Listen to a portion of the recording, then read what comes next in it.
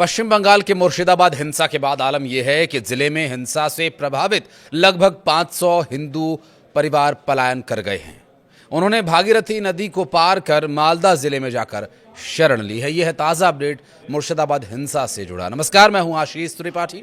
News 18 के digital platform पर देख रहे हैं आप ये वीडियो। राज्य के नेता प्रतिपक्ष शुभेंदु अधिकारी ने दावा किया कि कट्टरपंथियों के डर से लोग भागने को मजबूर हैं। कई लोग झारखंड भी चले गए हैं। फरक्का से तृणमूल कांग्रेस विधायक मनिरुल इस्लाम के भी पलायन करने की खबर है।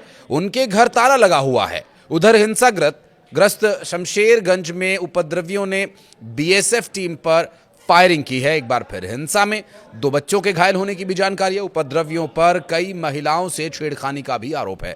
वक्फ संशोधन कानून के खिलाफ पश्चिम बंगाल के मुर्शिदाबाद में भड़की हिंसा ने गंभीर रूप ले लिया। विरोध प्रदर्शन के बीच भड़की हिंसा में 3 लोगों की मौत भी हो गई, जबकि काफी लोग घायल बताए जा रहे हैं। हालांकि हालात इस कदर अनियंत्रित हो गए कि पश्चिम बंगाल पुलिस को बीएसएफ की मदद लेनी पड़ी। केंद्र से लेकर राज्य सरकार तक हालात पर नजर बनाए हुए हैं। और इस बीच पश्चिम बंगाल के राज्यपाल डॉक्टर सीवी आनंद बोस ने मुर्शिदाबाद और राज्य के अन्य हिंसा प्रभावित क्षेत्रों की स्थिति पर गहरी चिंता व्यक्त की है। उन्होंने कहा कि राजभवन का कोर ग्रुप मुर्शिदाबाद और अन्य संवेदनशील क्षेत्रों की स्थिति पर वास्तविक समय के आधार पर लगातार नजर बनाए हुए है।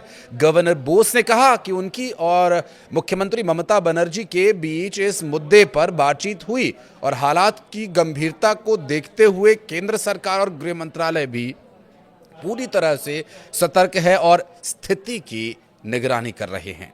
राज्यपाल बोस ने कहा कि कानून व्यवस्था की स्थिति की समीक्षा के लिए बीएसएफ और स्थानीय पुलिस सहित सभी प्रवर्तन एजेंसीज से रिपोर्ट्स ली जा रही हैं। केंद्र सरकार ने पर्याप्त संख्या में केंद्रीय बलों की तैनाती भी कर दी है और जरूरत पड़ने पर और अधिक बल तैनात करने के लिए भी तैयारी पहले से की गई है। फिलहाल बीएसएफ की 9 कंपनीज तैनात हैं और इसके अतिरिक्त सीआरपीएफ, आरपीएफ और आरआईएफ की भी तैनाती की गई है और किसी भी स्थिति से निपटने के लिए पूरी तरह से तैयार हैं और सक्षम भी। राज्य पुलिस भी लगातार केंद्रीय बलों के साथ मिलकर के क्षेत्र में सक्रिय है और उपद्रवियों की गिरफ्तारी भी की जा रही है। पश्चिम बंगाल के राज्यपाल ने कहा कि संकट में फंसे लोगों को केंद्रीय बलों की ओर से समय पर मदद पहुंचाई जा रही है। उन्होंने चेतावनी भी दी है कि जो लोग हिंसा फैला रहे हैं उन्हें संरक्षण भी जो लोग दे रहे हैं उन्हें भी ये समझ लेना चाहिए कि ये लड़ाई होने जा रही है, अब एक बड़ी लड़ाई होने जा रही है, क्योंकि अपराध और हिंसा के खिलाफ किसी भी तरह से प्रशासन झुकने वाला नहीं है। और उन्होंने ये कहा कि उन्हें अब ये समझ लेना चाहिए कि अब ये एक लड़ाई होने जा रही है और अब हिंसा और अपराध के खिलाफ सख्ती से कार्यवाही भी की जाएगी और किसी को भी कानून हाथ में लेने की अनुमति नहीं होगी। डॉक्टर बोस ने कहा कि ये लड़ाई सिर्फ कानून व्यवस्था की नहीं है, बल्कि अन्याय और हिंसा के खिलाफ समाज की लड़ाई है। उन्होंने इस बात पर जोर देकर कहा कि अदालतें, सरकार और समाज के सभी जिम्मेदार और सजग नागरिक एकजुट होकर इन अपराधियों को खत्म करने के लिए कड़ा रुख अपना चुके हैं।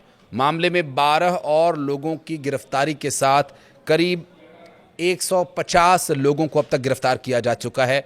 पश्चिम बंगाल के मुर्शिदाबाद जिले में वक्फ संशोधन कानून के विरोध में शुक्रवार को प्रदर्शन के दौरान हिंसा में 3 लोगों की जान चली गई थी और एक अलग घटना में शनिवार शाम धुलियान में भी एक शख्स की गोली लगने से घायल होने की खबर आई थी। ऐसे में प्रशासन द्वारा हिंसाग्रस्त इलाकों में शांति कायम रखने की कोशिशों के बीच रविवार सुबह जिले के हिंसाग्रस्त शमशेरगंज के धुलियान इलाके में उपद्रवियों ने फिर फायरिंग की। क्षेत्र में शांति बहाल करने में राज्य पुलिस की सहायता के लिए तैनात बीएसएफ टीम को निशाना बनाकर फायरिंग की गई थी। इनमें 2 बच्चों के घायल होने की भी जानकारी मिली है। बीएसएफ के एक वरिष्ठ अधिकारी ने इसके बारे में जानकारी दी और बताया कि शनिवार को भी मुर्शिदाबाद में 3 जगहों पर उपद्रवियों के द्वारा बीएसएफ के जवानों पर हमले का प्रयास किया गया था। अधिकारी ने यह बताया कि उपद्रवियों को तितर बितर करने के लिए बीएसएफ को हवाई फायरिंग तक का सहारा लेना पड़ा। बीएसएफ ने रविवार को धुलियान इलाके में एक घर में हमले के मकसद से इकट्ठा करके रखे गए पत्थरों को वहां से हटवाया। 200 हिंदू घरों को जलाया गया। सूत्रों के अनुसार जानकारी ये भी मिल रही है और हिंसा के दौरान मुर्शिदाबाद में करीब 200 हिंदू घरों को जला दिया गया था, ऐसा मिली जानकारी के अनुसार पता चला है। और लोगों का आरोप ये भी है कि गैस सिलेंडर्स के जो नोजल्स हैं उन्हें ऑन कर दिया गया, फिर पेट्रोल छिड़क दिया गया और उसके बाद आग लगा दी गई। उपद्रवियों ने बड़ी संख्या में घरों और दुकानों को लूटा, आगजनी की वारदातों को अंजाम दिया और यहाँ कई तालाबों में उपद्रवियों के द्वारा जहर मिलाए जाने का भी आरोप है। अब इस वजह से उस तालाब में पल रही मछलियां या और जो जलीय जीव उसमें हैं वो मर गए। पान के बागानों को आग लगा करके स्वाहा कर दिया गया। प्रदेश भाजपा के अध्यक्ष सुकांत मजुमदार ने 2 मंदिरों में उपद्रवियों के द्वारा तोड़फोड़ किए जाने का दावा किया है। घटना की एनआईए से जांच की मांग भी की गई है। सुरक्षा में 17 कंपनीज तैनात की गई हैं। कलकत्ता हाईकोर्ट के आदेश पर केंद्रीय गृह मंत्रालय ने जिले के हिंसाग्रस्त व संवेदनशील इलाकों में केंद्रीय बलों की 17 कंपनीज की तैनाती की है। इसमें बीएसएफ की 9 और सीआरपीएफ की 8 कंपनीज शामिल हैं। बीएसएफ जवानों ने शनिवार पूरी रात सूती और शमशेरगंज थाना क्षेत्र में गश्त की। भाजपा ने शाह से हस्तक्षेप की मांग की है और अपील की है। पुरुलिया से भाजपा सांसद ज्योतिर्मय सिंह महतो ने केंद्रीय गृह मंत्री अमित शाह को पत्र लिखकर राज्य के 4 सीमावर्ती जिलों को सशस्त्र बल विशेष शक्तियां अधिनियम यानी अफ्स्पा के तहत अशांत क्षेत्र घोषित करने का आग्रह किया है। सांसद ने हिंदू समुदाय पर बार बार हो रहे हमले का आरोप लगाया। तो वहीं नदिया जिले के राणा घाट से भारतीय जनता पार्टी के सांसद जगन्नाथ सरकार ने भी शाह को पत्र लिखा है और मुर्शिदाबाद के हालातों से अवगत कराया और मुर्शिदाबाद की बिगड़ती कानून व्यवस्था की स्थिति को मद्देनजर रखते हुए तत्काल उन्हें हस्तक्षेप करने का आग्रह किया है। दरअसल पश्चिम बंगाल सरकार के मंत्री सिद्दीकुल्ला चौधरी ने आरोप लगाया कि हिंसा में बाहरी और भाजपा के लोग शामिल थे। दावा यह भी किया जा रहा है कि हिंसा में जिन लोगों की जान गई वो बीएसएफ की गोली का शिकार हुए।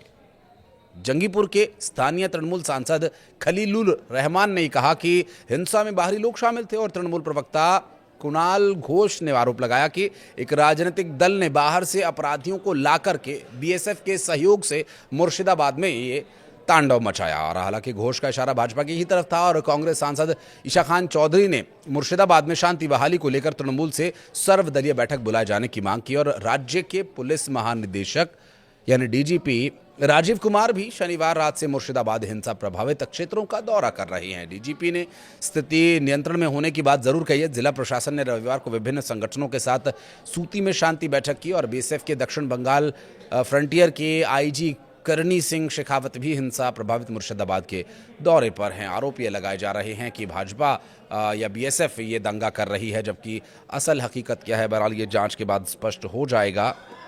हिंदू परिवारों का पलायन, उनके घरों में आग लगाना, मारपीट किया जाना चिंता का विषय। बहरहाल उम्मीद करते हैं कि जल्द प्रशासन इस हिंसक वारदात को रोक पाए, कामयाब हो पाए। हालांकि इसमें राजनीतिक रोटियां सेकने वाले भी बाज नहीं आ रहे।